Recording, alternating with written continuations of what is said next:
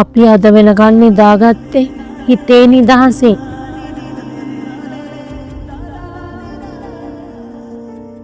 අම්මෝ මේ ප්‍රශ්න නම් අයියෝ ඔයා ආවද? ඉන්න මං තේ එකක් හදාගෙන එන්නට අග්ගාලා. හරි හදානෙන්නු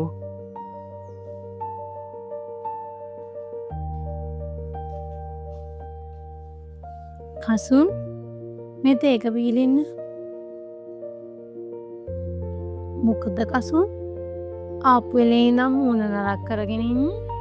නෑ සඳුනි මොකුත් ප්‍රශ්නයක් නෑ ඔෆිස් එකේ ටිකක් වැඩ වැඩි වුණා ඔයා බොරු කියනව කියලා මට තේරෙනවා. අපි අවුරුදු 5ක් එකට හිටියනේ. මට ඔයාගේ මූණ දිහා බැලුවම ඕන දෙයක් කියන්න පුළුවන්. මට ඇත්ත කියන්න කසුන් මොකක් හරි වැරද්දක් ඇතුණාද? සඳුනි අද මගේ අතින් ලොකු වරදක් වුණා. මම අද ගිනුම් වාර්තාවල පොඩි වෙනසක් කරා. අපේ මේ මාස ණයවාරිකවල සල්ලි ගෙවන්න බැරි නිසා සඳුනි මං එහෙම කරේ.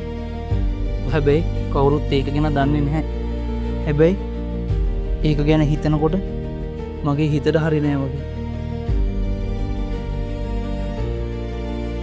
කසුන් අපි ජීවත් වෙන්නේ අමාරුවෙන් වෙන්න පුළුවන්.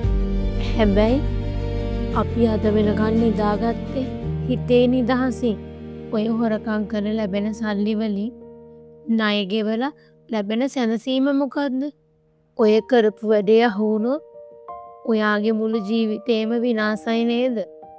මම දන්නවා සඳුනි. ඒත් මට කරන්න වෙන දෙයක් තිබුණේ නෑ. නැහැ කසුන්. හැමතිස්සෙම කරන්න දෙයක් තියෙනවා. අපි මේ මාසේ සත්තු අත්තට යන එක නතර කරමු. මගේ මේ රත්තරන් මාළු උගස් කරලා හරි අපි ණය බේරමු. මට ඕනේ මගේ මහත්තයා අවංක මිනිස්සෙක් විදිහට ජීවත් වෙනවා දකින්නයි. ඒක තමයි මට තියෙන ලොකුම වටිනාකම.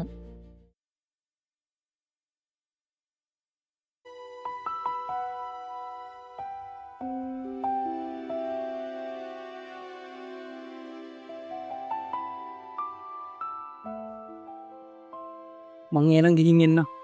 කසුන් වෙන බෑග් එක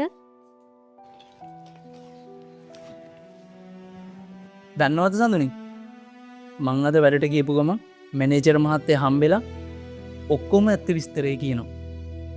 ඒක කිව්වට පස්සේ එයා මට මොන දඬුවම දුන්නත් මං ඒක බාරගන්නවා සඳුනි. එතකොට මට පෑට සැනසීමෙන් නිදාගන්න හරි පුළුවන් වේ සඳුනි. අන්න ඒකයි කසුන් වෙන්න ඕනේ. හිතේ අවංකකම තියෙන අපිට ඕනම ප්‍රශ්නයකට මුහුණ දෙන්න ශක්තිය ලැබෙනවා. මම වත් එක්ක ඉන්නවා කසුන්. ඔයාට ස්තුතියි සඳුනි. මට හරි මාර්ගය පෙන්වලා දුන්නට. අවංකකම නිසා දැනෙන සැනසීම මට දැන් දැනෙනවා සඳුනි. මං වැඩට ගිහිල්ලා එන්න.